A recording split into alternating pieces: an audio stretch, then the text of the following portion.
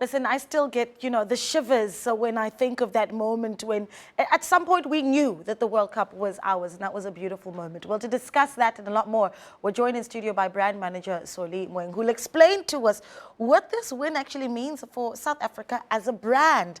Soli, welcome back to ETV News. Really good to have you. I mean, you've got to talk to us about that moment, right, when it was even before the whistle was blown that we knew, okay, we're in the clear here. This is ours. The cup was already being engraved. We knew we were in.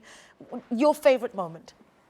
All of it, really. I was in Joburg when I watched this thing in a place I had never been to before. I was invited by a friend from Nigeria, as a matter of fact, but the place was filled with South Africans. I was more fascinated by the diversity of South Africans, the joy, the almost spontaneous singing that happened throughout the game. I couldn't, not focus on them, on the excitement in the room, and how South Africans can still dance together, sing together, look at one thing and coalesce around a project that unites us all. For me, that's how I look at it. Yeah, I want to actually just focus on that for a little bit, because you're talking about that diversity in the room, and it didn't matter where you were watching it in South Africa, we all saw the same thing. Right. South Africans of different ages, different races, all celebrating together, nervous together at the beginning of that game, all of it, right?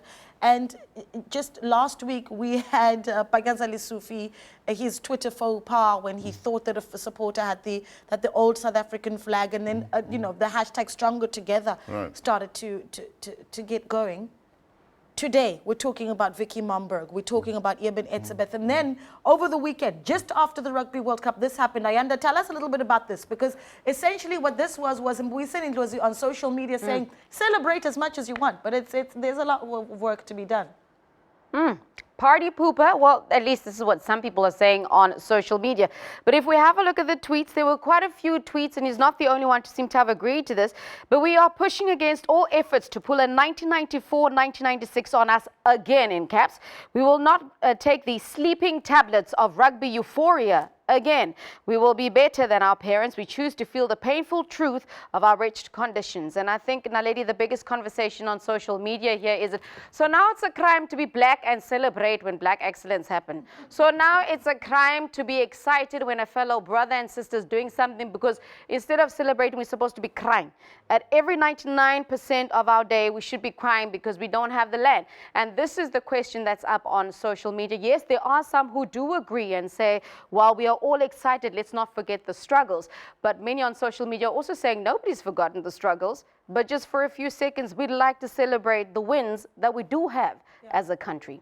Absolutely. And that's, I mean, you can jump right in there, because can't we have this moment? We should. Look, we have a really difficult history in this country, but over the past 25 years, we've had some really magic moments. In 1994, if you think of the queues of South Africans of all races, queuing long, winding queues to go and vote together for the first time, that was magic. When we won the rugby tour World Cup in 1995, it was also magic. In 2007, it was magic. I think all of these moments are important for us. We need to almost be reminded of what we are capable of, what we can be like when we coalesce around the same things. It doesn't mean that we must forget the real business or other business. It means that we must remember that it is possible to do stuff together. It is possible to hold hands across all the historic divides and work at solutions. Yeah. But the fact is, I think the gentleman from the EFF was lost. The timing was out. And a few others. Fortunately, the majority of South Africans are celebrating this. And these are individuals who are very isolated in their views and who are really out of line, in my view.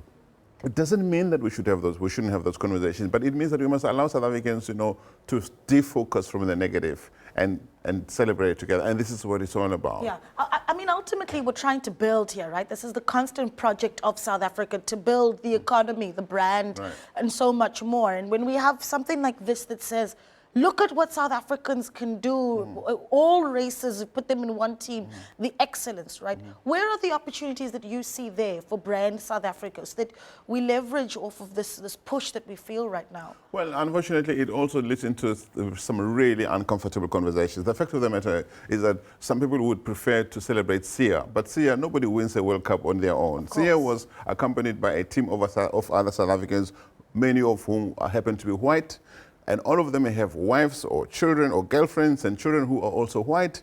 We want them to feel that they can also contribute to South Africa. Not all of them want to play rugby. Not all of them want to contribute in rugby. They want to be doctors, nurses, they want to be business people, they want to be maybe even politicians. We must talk about a South Africa that will allow all those people to contribute to this country, not just the ones who are playing. And we must celebrate, we must be proud to celebrate our fellow South Africans. You know, and we must stop actually this whole thing. At some point, we must get to a point where we say, South Africans are contributing to making this country the greatest country it can be. Because I really honestly believe that we have the potential to be an amazing country if we work together, if we progressively get rid of the race focus. You know, transformation is important. It's necessary. It must happen. But transformation also gets to a point where it pushes a lot of South Africans out of the country.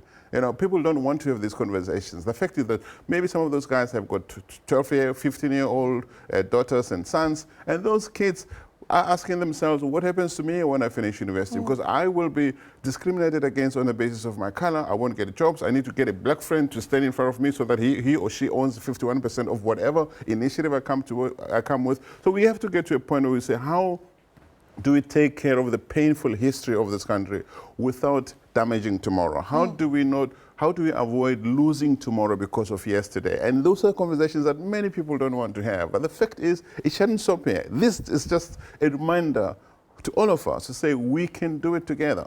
Yeah, well, listen, it's the one thing it is it's opening up some very difficult discussions. I couldn't agree with you there more. But it is also a reminder of how amazing South Africans can be when we work together. So keep the tweets coming in. I know that you want to go back to those moments over and over again, those highlights of the game. I know people that can't stop watching the highlights over and over again. So stay with us, because when we come back, Adrian Botha